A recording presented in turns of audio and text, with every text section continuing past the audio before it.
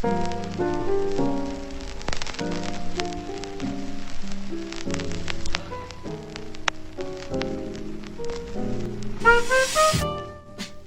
amigos del arte de la ficción. Hoy hablamos de Nuestros Venenos, del escritor peruano Augusto Effio.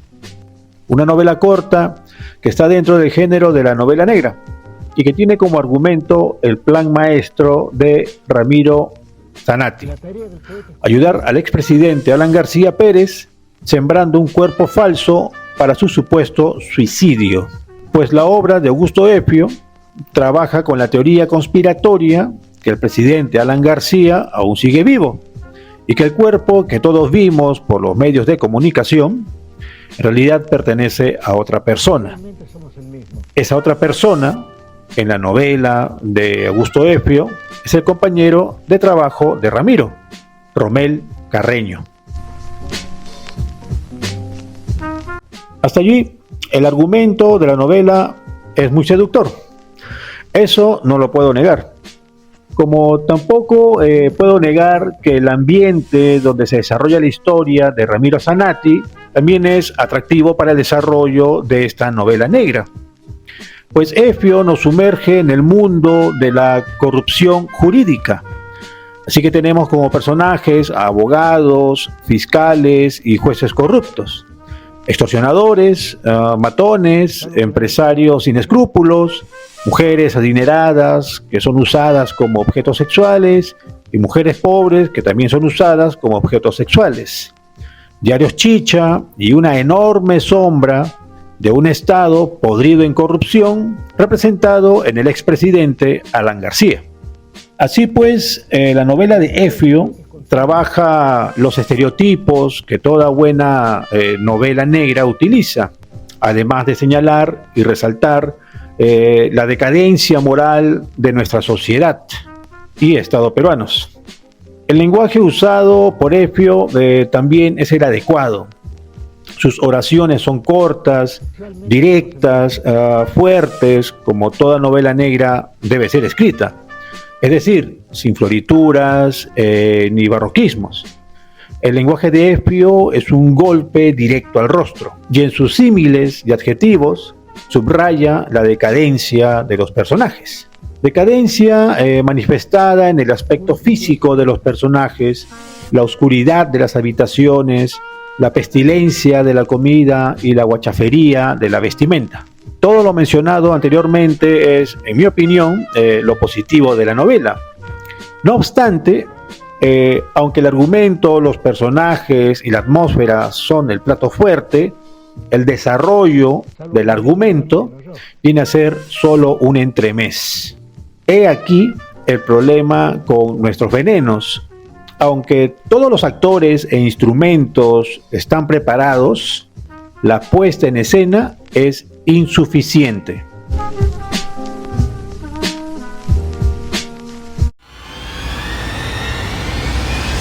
La novela se divide en tres partes: un prólogo titulado Preámbulo y un epílogo titulado Escala Final. En el preámbulo se sabe la noticia del suicidio de Alan García y se introduce al final de ese preámbulo al personaje Ramiro Zanatti. En ese preámbulo habrá una prolepsis muy importante que jamás será desarrollada.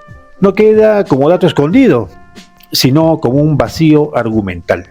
En la primera parte de la novela, titulada Fast Forward, se presentan a los personajes y se desarrollan acciones que tienen que ver con la corrupción jurídica. En la segunda parte, el autor hace algo muy interesante. En vez de continuar con la línea temporal, vuelve al inicio de la novela y nos vuelve a contar la primera parte, pero incluyendo el plan de Ramiro Zanatti, que consiste en darle a Alan García una salida a su inminente arresto, inventar un suicidio y sembrar un cuerpo. Si bien el capítulo 2 se va desarrollando según el plan maestro de Ramiro y los cabos se van atando, en el capítulo 3 se lleva a cabo la última parte del plan.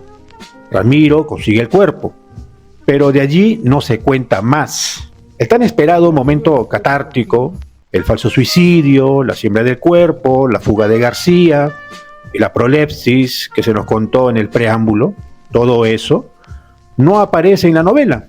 En otras palabras, no tenemos final. Ni siquiera es un final abierto, simplemente no hay uno. Es por eso que más que una novela, Nuestros Venenos me parece el boceto de una novela que pudo ser una obra maestra del género negro en el Perú. El autor, además de un desarrollo deficiente del argumento, pierde páginas contando el pasado de personajes que no tendrán ninguna importancia en la trama. Y en esos capítulos que menciono, la novela negra desaparece y más bien estamos leyendo una novela social, incluso una novela costumbrista urbana. ¿Para qué contarnos la vida de la secretaria de Ulises Tumialán? Si quito ese capítulo, si quito la historia de esta secretaria, la novela no cambia en nada. Lo mismo ocurre con el capítulo sobre la vida de Ulises Tumialán. Si la quito, la novela no cambia en nada. En una novela negra, cada capítulo es importante para el desarrollo de la trama. La novela negra es la búsqueda de algo o el ardid de algo. Los capítulos de una novela negra son como el engranaje de un reloj. Una pieza de menos o de más harán que el reloj no marche. Eso es la novela negra. En la novela realista o costumbrista podemos poner capítulos de más si queremos, yendo al pasado del personaje principal o secundario, porque las características de esas novelas te lo permiten. No así la novela negra. Por otro lado, si bien dije que el lenguaje usado por Efio es el adecuado, debo observar que una gran molestia en la lectura fue el uso del narrador en segunda persona, que viene a ser casi el 85% de la novela. El 15% que se narra en tercera persona hace que la narración fluya muy bien, pero el 85% está en segunda persona. Y quiero analizar un poco este caso. La narración en segunda persona tiene dos formas de uso. Cuando un personaje cercano al personaje principal narra la historia, puede ser la voz de un amigo que tutea al personaje principal. Y como es cercano a él, tiene la capacidad de saber muchas cosas de ese personaje. Y por eso tiene la suficiente información para narrar esa historia. En otras palabras, el narrador también está dentro de la historia como observador. La segunda forma de la narración en segunda persona es la conciencia. O el narrador omnisciente se vuelve una conciencia y juzga los actos del personaje principal, o el mismo personaje principal se desdobla y esa voz narradora es su misma conciencia, juzgando los actos de su pasado. Como por ejemplo tenemos la novela de Selenco Vega, segunda persona, o también El paraíso en la otra esquina de Mario Vargas Llosa. ¿Por qué usó Augusto Efio la narración en segunda persona?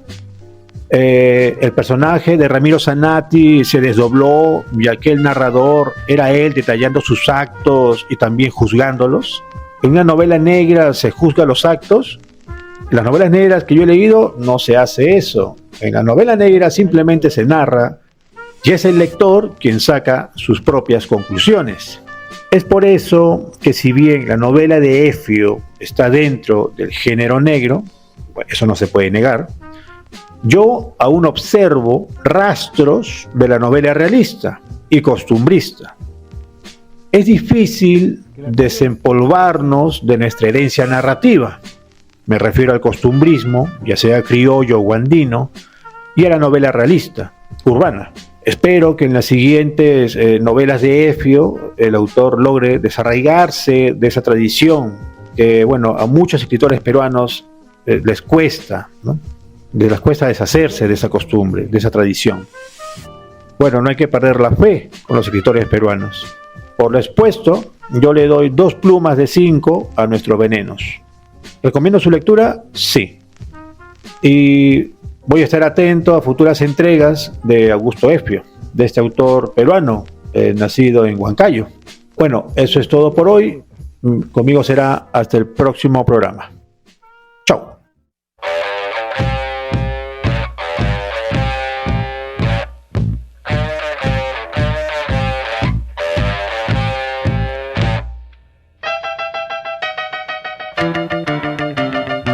Aunque en el lugar deambulan otras falsas rubias, ella es la única que mide más de 1,60 m y que no huele a pasajera de combi. Bueno. Álvaro se distrae con ese rostro derrotado por el sueño y la viruela, en especial con el hueco en forma de cucaracha que le embarra el labio superior, como si lo hubieran matado de un pisotón cuando estaba a punto de metérsele a la boca.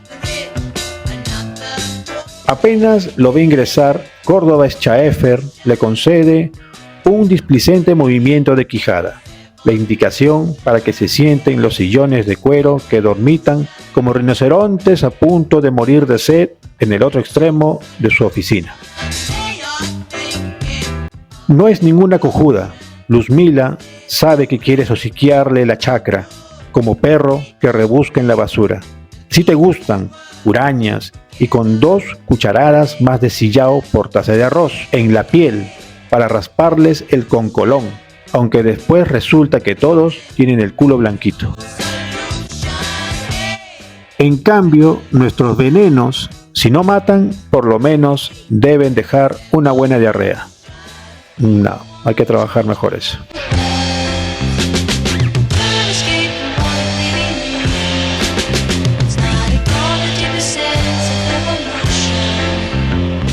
Change yourself and don't think of me.